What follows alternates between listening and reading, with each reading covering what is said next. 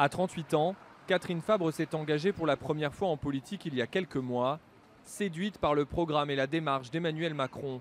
Maître de conférences, spécialiste des ressources humaines, cette mère de famille s'est proposée pour être candidate aux législatives dans une circonscription bordelaise. Je déplore complètement que les bancs de l'Assemblée nationale finalement soient remplis d'hommes d'un certain âge, tous blancs. Donc de ce point de vue-là, je me suis dit finalement c'est complètement légitime, au contraire. Enfin voilà, c'est ça qu'on attend. Parité, renouvellement, société civile, Catherine Fabre coche toutes les cases demandées par le nouveau président. Hier en fin d'après-midi, elle ignorait encore si elle avait été choisie par la commission d'investiture. Même incertitude pour Christophe Jaunet, universitaire également. Il souhaite lui se lancer à Paris, dans le 14e arrondissement. On n'était pas dans un schéma classique où on est dans une organisation politique avec des jeux de courant.